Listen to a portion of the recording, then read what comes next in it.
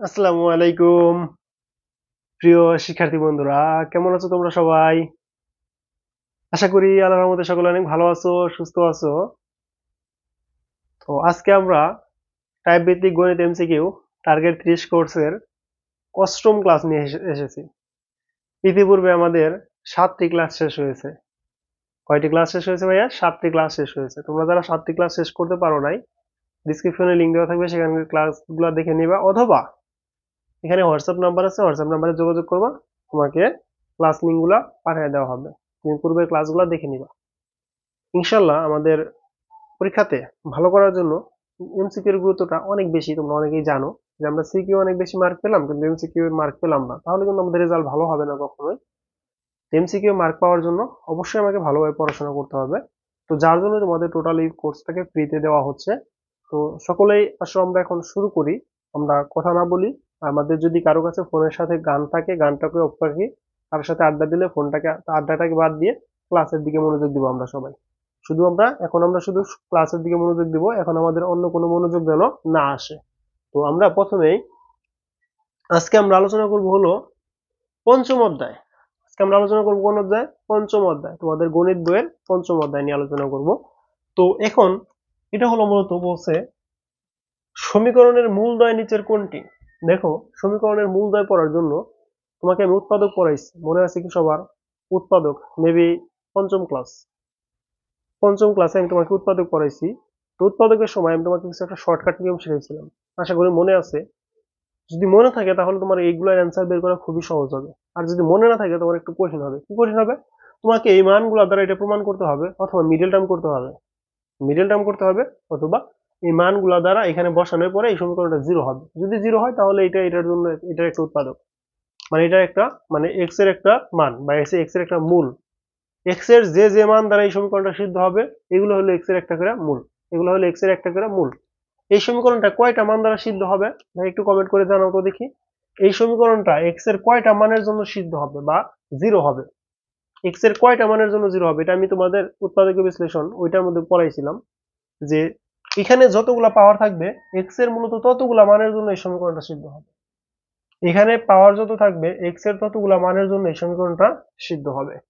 তো এখন দেখো, তোমাদের আমি যখন পড়াইছিলাম বলছিলাম ভাই এখানে যদি মাইনাস থাকে, মিডল টার্মের ক্ষেত্রে এখানে যদি মাইনাস থাকে, তুমি সাতটাকে ভাঙাবা। সাতকে ভাঙায় লিখতে পারো, আমি সাতকে ভাঙায় 56কে ভাঙায় লিখতে পারি 7 8। কত লিখতে পারি?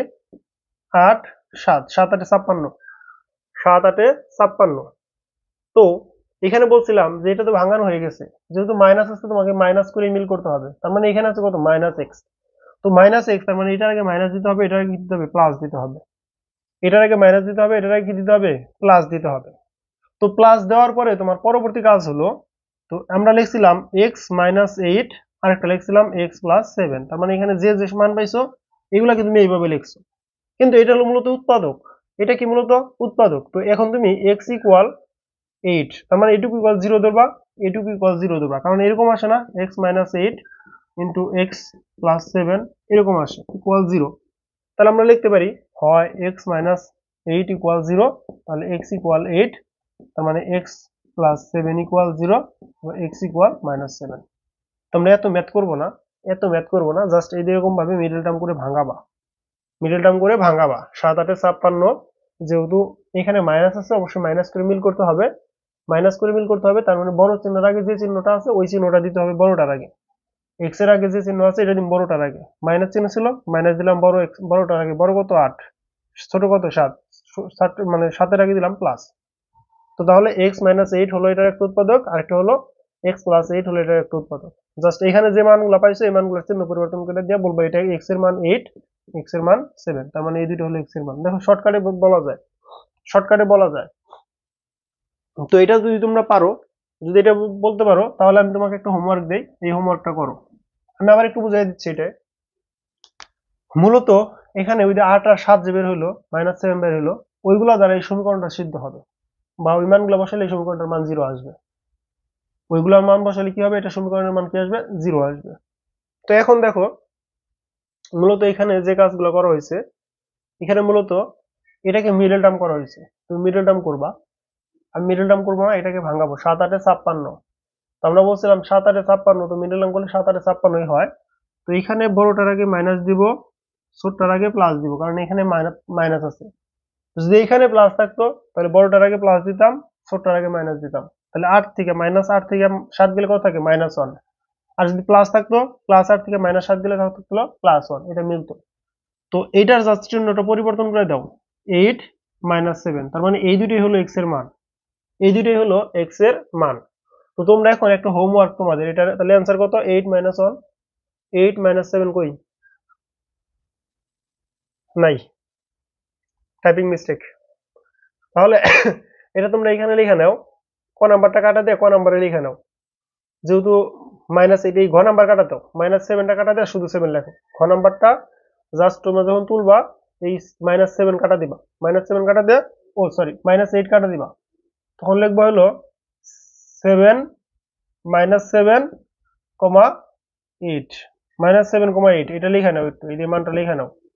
তাহলে তোমরা এখন এটার অ্যান্সার বলো তো দেখি, x² প্লাস 5x - 6, এটার অ্যান্সার কত হবে বলো? অ্যান্সারটা কমেন্টে জানাও, অ্যান্সারটা কমেন্ট করে জানাবা। আশা করি তোমরা সকলেই পারবা, যারা পারবা অবশ্যই কমেন্ট করে জানাবা। তারপরে অঙ্ক চলে আসো। দেখো দুইটা সমীকরণ দেওয়া আছে, 3x² - 1 = 0। সমীকরণটিকে, এত সমীকরণ মানে দুইটা সমীকরণ দেওয়া আছে, বলছে এই সমীকরণের সাথে ওই সমীকরণকে তুলনা করো। এখানে একটা সমীকরণ আছে, ওই সাইডে একটা সমীকরণ আছে, বলছে দুইটা সমীকরণের মধ্যে তুলনা করতে। তো যখন দুইটা সমীকরণের মধ্যে আমাদের তুলনা করতে বলবে, দুইটা সমীকরণের মধ্যে আমাদের তুলনা করতে বলবে, তখন আমরা কি করব? তখন আমরা পাওয়ারগুলোকে মিল করব, পাওয়ারগুলোকে মিল করব। সমীকরণে বি এর মান নিচের কোনটি? দেখো তুলনা করলে, সমীকরণের সাথে তুলনা করলে বি এর মান নিচের কোনটি? বি কোথায় আছে দেখো তো ভাইয়া, বি আছে এখানে এক্স এর আগে, মানে এক্স এর সহগ। তার মানে এক্স এর সহগ সমীকৃত করব আমরা, তার মানে এক্স এর সহগ সমীকৃত, মনে অত কিছু লেখার দরকার নাই। তো এক্স এর সহগ কত? এই সাইডে এক্স এর সহগ কত? 0, কারণ কি এখানে এক্স নাই। তো তুমি যদি এরকম ভাবে লেখো 0 × x লিখতে পারো না, 0 × x মানে কি 0, তখন এখানে x ছিল না, তার মানে এটাকে কিভাবে লেখা যায়, 3x² প্লাস বা মাইনাস তুমি যাই দাও, প্লাস 0 × x প্লাস -1 = 0, এইভাবে লেখা যায়। তো এই x এর তাহলে সহগ কত? 0, x এর সহগ কত? 0, ইকুয়াল ওইটার x এর সহগ কত? b, তার মানে b ইকুয়াল কত? 0। এখন তোমাকে যদি বলতাম ভাইয়া a এর মান কত, a এর মান কত, তখন তুমি কি করতাও, তখন তুমি যে কাজ করতাও, এখানে x² এর সহগগুলো মিল করতাও। এখানে x² এর সহগ কত? a, আর এখানে কত? 3, তার মানে a হইল কত? 3, a হবে 3, b হইল 0, a হবে 3, b হইল 0। আমি দেখি ক্লাসটা চলতেছে কিনা। হ্যাঁ চলতেছে, আলহামদুলিল্লাহ। তো তার মানে এর মান কত এই সমীকরণের জন্য? এর মান হলো 3, b এর মান হলো, b এর মান হলো কত? b এর মান হলো 0, b এর মান হলো কত? 0। আশা করি বুঝতে পারছো। তারপরে আসো, এই সমীকরণের কয়টা মূল থাকবে? দেখো তোমাকে আমি উৎপাদকের দিনে এই বিষয়টা ক্লিয়ার করছি যে একটা সমীকরণের কয়টা মূল থাকবে। ধরো আমি একটা সমীকরণ, একটা সংখ্যা লিখলাম x², এটারও দুইটা মান আছে, x², শুধু x² লিখছি, শুধু x² = 0 লিখছি। তো এটারও দুইটা মান আছে, x এর এখানে দুইটা মানই 0, x এর দুইটা মানই এখানে 0। তুমি একটা সংখ্যা লিখছো এরকম, ধরো তুমি একটা সংখ্যা লিখছো এরকম, কিরকম সংখ্যা হতে পারে এটা? ধরো এরকম লিখছো x³ × x - 1, বা এরকম, এই সংখ্যাটা এরকম ছিল x⁴ - x³ ছিল, ইকুয়াল 0 ছিল। তো এই সমীকরণের 4টা মূল আছে, মানে সর্বোচ্চ পাওয়ার যত বা সর্বোচ্চ ঘাত যত একটা সমীকরণের ততটি মূল আছে। একটা সমীকরণের ততগুলা মূল আছে, কতগুলা? পাওয়ার যতগুলা আছে। একটা সমীকরণের চলকের পাওয়ার সর্বোচ্চ যত, ওই সমীকরণের ওই চলকের ততগুলা মান আছে। তো তাহলে এই সমীকরণের জন্য দেখো এখানে মাইনাস ছিল, তো x⁴ x - 1 = 0। তো এখানে x⁴ = 0, x - 1 = 0, তার মানে x = 1, x = কত? 1, তার মানে x এর একটা মান হলো 1, আর x এর আরো তিনটা মান হলো 0 0 0, তার মানে x এর টোটাল এখানে মান আছে কয়টা? 4টে, তিনটা মান 0, একটা মান 1, একটা মান 1। এখন তুমি বলতে পারো ভাই এখানে তো এক্স স্কোয়ার আছে, তাহলে কি এক্স স্কোয়ার পাওয়ার কি, তাহলে দুইটা সমীকরণ দুইটা মান হবে? অথবা তুমি বলতে পারো ভাই এখানে তো পাওয়ার 2 আছে, তাহলে কি দুইটা মান হবে? না ভাইয়া, দুইটা মান হবে না। তুমি চিন্তা করবা এটার সাথে, তুমি সূত্র ফালায় চিন্তা করবা যে যদি এটার সাথে এটা মানে মূলত পাওয়ারের সাথে পাওয়ার গুণ করবা, এটার সাথে এই পাওয়ার গুণ করো, কত হয়? 2 দুগুণে 4। তার মানে এই সমীকরণের 4টা মূল আছে। কয়টা মূল আছে? 4টি মূল আছে। এই সমীকরণের কয়টা মূল আছে? 4টি মূল আছে। তো তাহলে আমি তোমাকে যদি বলতাম ভাইয়া এটাকে একটু অন্যটা বলি, যেটা এটা কয়টা হবে, তোমরা এটা তো লিখে নিবা 4টা। তো আমি আরেকটা একটু লিখি। তো এরকম লিখলাম x³ - 2x x² + 1 whole square. তো এটার কয়টা মূল আছে? তাহলে এটার কয়টা মূল আছে দেখো, এটা এখানে সর্বোচ্চ পাওয়ার কত? 3। 3 এর সাথে 2 গুণ করবা, তার মানে 3 গুণন 2 কত আসতেছে? 6। তার মানে এই সমীকরণের 6টা মূল আছে। এই সমীকরণের কয়টা মূল আছে? 6টি মূল আছে। এই সমীকরণের মূল সংখ্যা কয়টি? 6টি। এই সমীকরণের মূল সংখ্যা 6টি। আশা করি ক্লিয়ার। আশা করি ক্লিয়ার। তারপরে কোন সমীকরণটি মূল বিন্দুগামী? কোন সমীকরণটি মূল বিন্দুগামী? একটা কথা মনে রাখবা, একটা সমীকরণ মূল বিন্দু হলে তবে সেখানে কোনো ধ্রুবপদ থাকবে না। সেখানে কোনো কি থাকবে না? ধ্রুবপদ থাকবে না।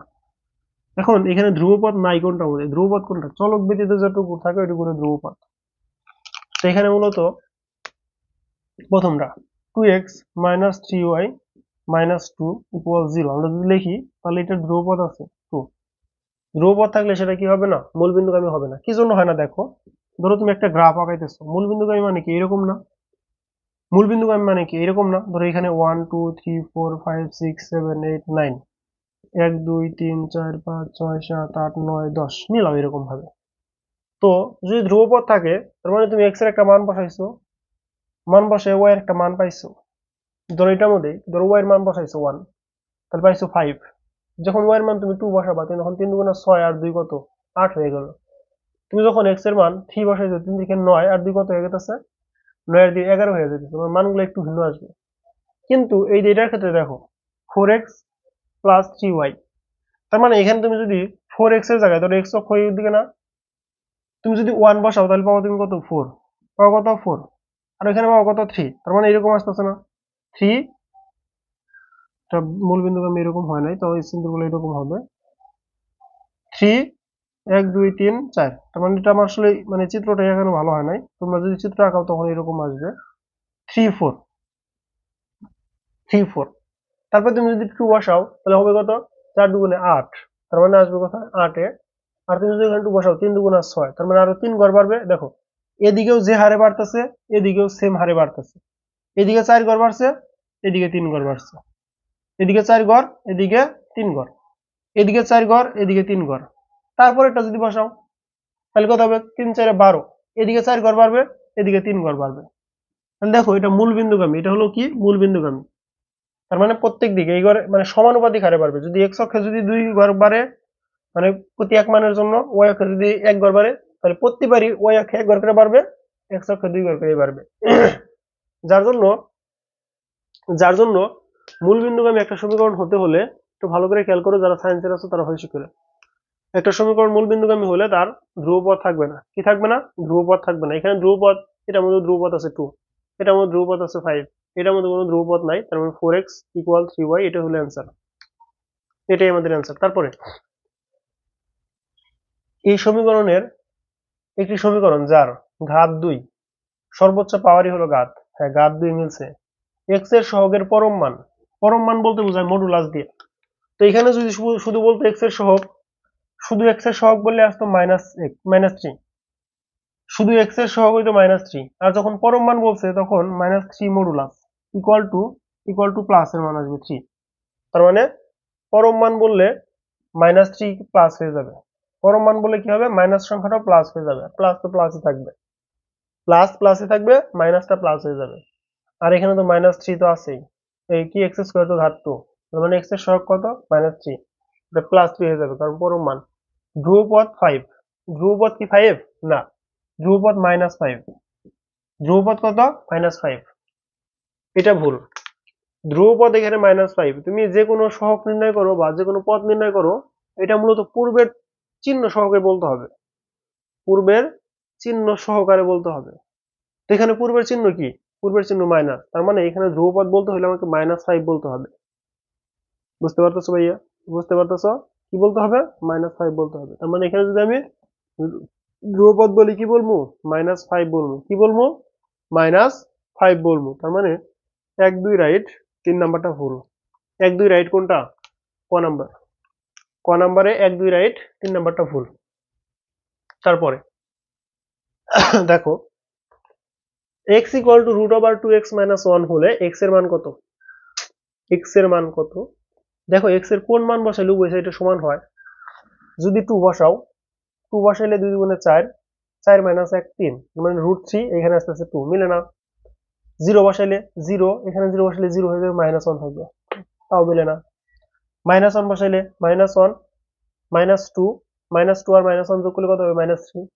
তো মানে এখানে আসতেছে -1, এখানে আসতেছে -3। আমরা একটু করি ম্যাথগুলা, করি। তোমরা তো মনে মনে বের করে ফেলবা, আমি একটু মুখে মুখে তোমাদের একটু ম্যাথগুলা করে দিই। 2 বসাইলাম, √2 দুগুণে 4 -1, মানে 2 ইকুয়াল টু √3। এটা হলো প্রথমটার জন্য। তারপরে আমরা 0 বসাবো, 0 ইকুয়াল, এটুকু 0 আসবে -1, তাহলে ইকুয়াল টু আসতেছে -√1। এটাও ভুল। তারপরে 3 নাম্বারটা, আমরা যদি ঘ নাম্বার 1 বসাই, -1 বসাই, তো আসবে কত? -1, কত? -1 ইকুয়াল টু √2 ইন্টু -1, তাহলে এখানে -1 ইকুয়াল √2 -1, তাহলে আসতেছে -3। -1 ইকুয়াল টু কত আসলো? -3। তারপরে যদি ঘ নাম্বারটা বসাই,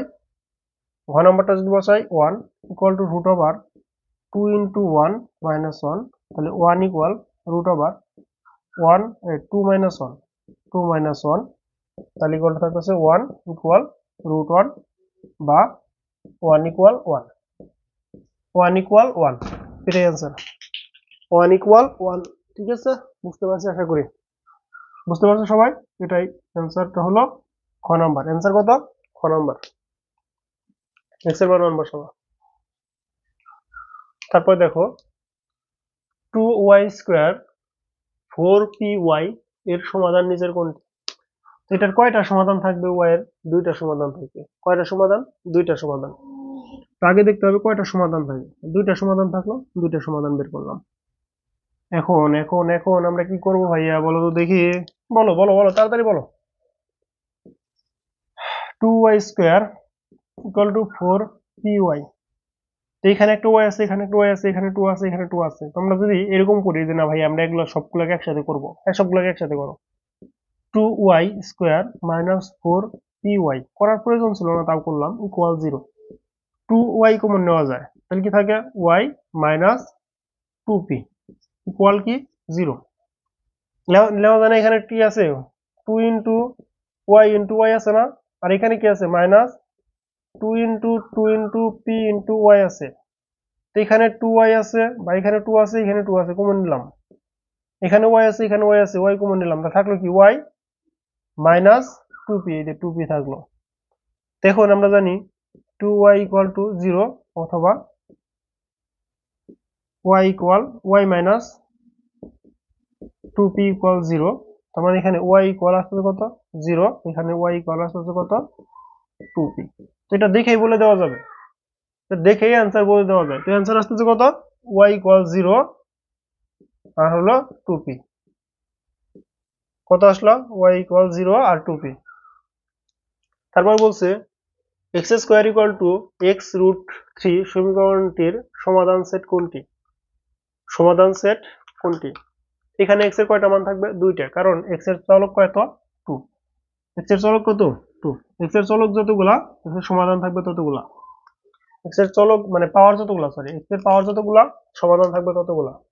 তো সেম ভাবে লিখবা x² মাইনাস √3x বা x√3, √3x, এটাও লেখা যায়।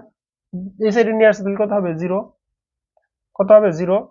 এখান থেকে তুমি x যদি কমন নাও, থাকে কত? x minus √3 equal 0। মানে x এখানে ছিল, এই যে x into x, √3 into x, মাঝখানে মাইনাস ছিল, x এখানে আছে, এখানে কমন নিলাম, তাহলে অবশ্যই থাকতেছে কত? এটুকু, এই যে x মাইনাস √3, হয় x equal 0, x minus √3 equal 0, মানে x ইকুয়াল কত √3, x ইকুয়াল 0, তার মানে 0, √3, 0, √3। সমীকরণের সমাধান কত পাইছো? 0, √3। বুঝতে পারছো ভাইয়া? ভাইয়া বুঝতে পারছো এটুকু? এটুকু ক্লিয়ার হয়েছে সবার? আশা করি ক্লিয়ার।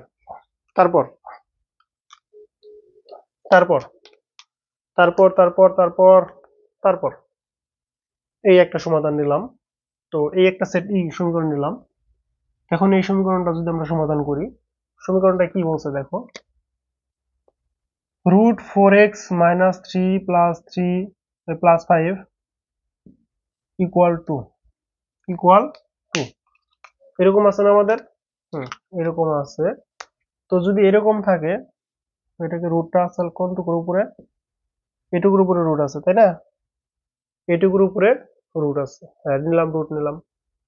এখন তুমি যদি কি কাজ করো, √4x - 3 √4x - 3 = 2 - 5, কত আসে? √4x - 3 = এখানে আসতেছে -3, কত আসতেছে?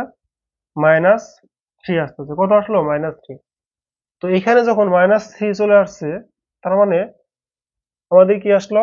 ঋণাত্মক ঋণাত্মক সংখ্যা। আমরা জানি বাস্তব সংখ্যা ব্যতীত, মানে বাস্তব সংখ্যার বর্গমূল ব্যতীত অন্য সংখ্যার বর্গমূল হয় না। বাস্তব সংখ্যা ব্যতীত অন্য সংখ্যার বর্গমূল হয় না, যার জন্য এটার কোনো সমাধান থাকবে না। এটার কি থাকবে না? কোনো সমাধান থাকবে না। এটার কোনো সমাধান থাকবে না। সমাধান নাই মানে কি? ফাঁকা সেট। সমাধান নাই মানে কিন্তু শূন্য না। সমাধান নাই মানে ফাঁকা সেট। ক নাম্বার? ক নাম্বারটা হবে অ্যান্সার, ফাঁকা সেট। যদি এইরকম কখনো আসে যে এরকম দেখো রুটের ভিতরে কোনো মান আছে, তো মান বের করার পরে এরকম একটা ফাঁকা সেট আসছে, মানে মাইনাস আসছে। যদি মাইনাস আসে তাহলে ডাইরেক্ট চোখ বন্ধ করে ফাঁকা সেট দিয়ে দিবা। চোখ বন্ধ করে ফাঁকা সেট দিয়ে দিবা। তারপরে আসো, তারপরে ম্যাথটা দেখো। দুই অঙ্ক বিশিষ্ট একটি সংখ্যার দশক স্থানীয় অঙ্ক একক স্থানীয় অঙ্কের 3 গুণ। সেই 4 এর কথা মনে পড়ে যায় না? সেই 4, 5, 6 এর কথা মনে পড়ে যায় যে একটা অঙ্কের একটা একক স্থানীয় অঙ্ক, দশক স্থানীয় অঙ্ক, এরকম সেই 6 এর কথা মনে পড়ে যায় আশা করি। এখানে বলছে দুই অঙ্ক বিশিষ্ট একটি সংখ্যার একক স্থানীয় অঙ্ক ও একক স্থানীয় অঙ্ক দশক স্থানীয় অঙ্কের 3 গুণ। সরি, দশক স্থানীয় অঙ্ক একক স্থানীয় অঙ্কের 3 গুণ। দশক স্থানীয় অঙ্ক একক স্থানীয় অঙ্কের 3 গুণ। তো আমরা ধরে নেই একক স্থানীয় অঙ্কটা x। ধরে নেব কি? ধরে নেই একক স্থানীয় অঙ্ক x। তো ধরে নিলাম একক স্থানীয় অঙ্ক x। তো একক স্থানীয় অঙ্ক যদি x হয়, তাহলে দশক স্থানীয় অঙ্ক কত হবে? 3 গুণ। তাহলে দশক স্থানীয় অঙ্ক হবে 3x, যেহেতু 3 গুণ বলছে। একক স্থানীয় অঙ্ক যদি x হয়, তাহলে দশক স্থানীয় অঙ্ক কত? 3 গুণ। তার 3 গুণ কত? 3x।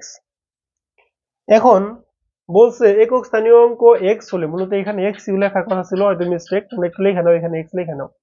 একক স্থানীয় অঙ্ক x হলে সংখ্যাটি কত?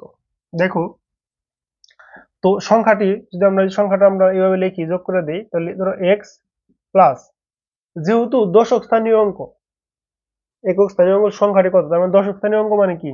10 গুণ ইন্টু 3x। এখন তুমি বলতে পারো ভাই 10 গুণ কি জন্য?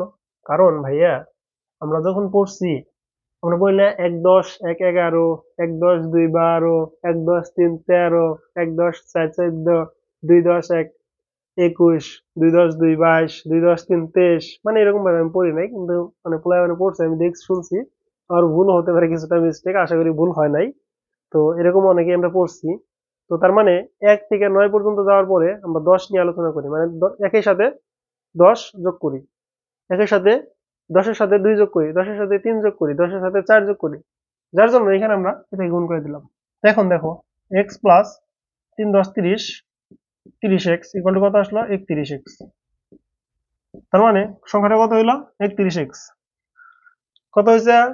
সংখ্যাটা হলো 31x, মানে একক স্থানীয় অঙ্ক হলো একক স্থানীয় অঙ্ক x হলে সংখ্যাটি হলো 31x। কই আছে? 31x, ঘ নাম্বার।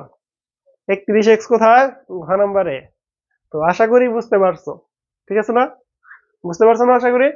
তো আসো, এখন তো এটা বুঝলাম।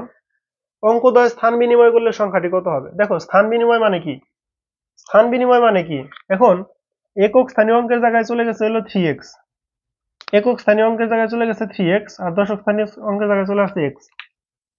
একক স্থানীয় অঙ্কের জায়গায় চলে গেছে 3x, দশক স্থানীয় অঙ্কের জায়গায় আসছে কত, x। জাস্ট স্থান বিনিময় করছে। তো যদি স্থান বিনিময় করে তাহলে কিরকম হবে, এরকম হবে না তাহলে? একক স্থানীয় অঙ্ক 3x প্লাস 10 গুণন x, তাহলে এখানে আসতেছে 3x প্লাস 10x, কত আসলো, 13x। কত আসলো, 13x। তার মানে অঙ্ক দ্বারা স্থান বিনিময় করলে সংখ্যাটি কত হবে, সংখ্যাটি হবে 13x। সংখ্যাটি হবে কত, 13x। আশা করি সকলেই বুঝতে পারছো। তো আজকের মতো মনে হয় এইটুকুই, আর মনে হয় নাই, না আর নাই। তো ক্লাসটি আজকের মতো আমাদের পঞ্চম অধ্যায়ের ক্লাস এটুকুই শেষ হলো। পঞ্চম অধ্যায়টা অনেক ছোট ছিল, যার জন্য অল্প টাইমের মধ্যে শেষ হয়ে গেছে। আগামীকাল বা আগামী ক্লাসে আমরা ষষ্ঠ অধ্যায় অথবা ষষ্ঠ অধ্যায় নিয়ে আলোচনা করার চেষ্টা করব, যদিও জ্যামিতি, অথবা আমরা ত্রিকোণমিতি নিয়ে আলোচনা করবো, যেকোনো একটা অধ্যায় নিয়ে আলোচনা করবো, কিন্তু ষষ্ঠ অধ্যায় জ্যামিতি নিয়ে আলোচনা করবো ইনশাআল্লাহ। তো তোমরা যারা পূর্বের ক্লাসগুলো দেখো নাই, ডিসক্রিপশনে লিঙ্ক দেওয়া থাকবে, সেখান থেকে দেখে নিবো, অথবা হোয়াটসঅ্যাপ নম্বরে যোগাযোগ করে ক্লাসগুলো এনে বা মেসেজ দিলে, ক্লাসগুলো দিলে তুমি ওগুলো থেকে ক্লাসগুলো করে নিবা। তো সকলেই ভালো থেকো, সুস্থ থেকো, আর বাড়িতে ভালোভাবে পড়াশোনা করো। ইনশাল্লাহ একটা স্বপ্নের রেজাল্ট হোক তোমার, তুমি ভালো কোথাও চান্স পাও, ভালো কিছু শিখতে পারো, ভালো কিছু জানো, তুমি অনেক বড় হও, এই আশাই রাখি সবসময়। তো রিপন্স একাডেমির সাথে থেকো। রিপন্স একাডেমিকে সামনে এগিয়ে নেওয়ার ক্ষেত্রে তোমাদের ভূমিকাই সব থেকে বেশি, কারণ স্টুডেন্ট ছাড়া রিপন্স একাডেমির কোনো মূল্য নেই। তোমরা যদি থাকো তাহলে রিপন্স একাডেমির মূল্য আছে, তোমরা না থাকলে রিপন্স একাডেমির কোনো মূল্য নেই। তো আশা করি তোমরা সবসময় রিপন্স একাডেমির সাথে থাকবা, রিপন্স একাডেমির কথা মানুষের মাঝে শেয়ার করবা, তোমার বন্ধু বান্ধব, তোমার ছোট ভাই বোন সকলের কাছে রিপন্স একাডেমির কথাটা একটু শেয়ার করে দিবা, যে এখানে গণিত ক্লাস হয়, পদার্থবিজ্ঞান ক্লাস হয়, উচ্চতর গণিত ক্লাস হয়, পরবর্তীতে আরো অন্যান্য সাবজেক্টের ক্লাস হবে আমাদের। তো এটা তো 25 সাল, 25 সালের শুরুতে এগুলো হচ্ছে। ইনশাল্লাহ, ইনশাআল্লাহ 26 সাল থেকে সবগুলা সাবজেক্টের ক্লাস হবে, সব সাবজেক্ট সব গ্রুপ। ইনশাআল্লাহ চেষ্টা করবো আমরা ইন্টারের ক্লাস নেওয়ার জন্য। তো তোমরা রিপন্স একাডেমির কথা তোমাদের বন্ধুদের মাঝে শেয়ার করবা, সবার মাঝে শেয়ার করবা, এই আশা রাখি। এই আশা রেখে আজকের মতো ক্লাসটা আমরা এখানে শেষ করছি। সকলে ভালো থেকো, সুস্থ থেকো, বাড়িতে পড়াশোনা করো। আসসালামু আলাইকুম।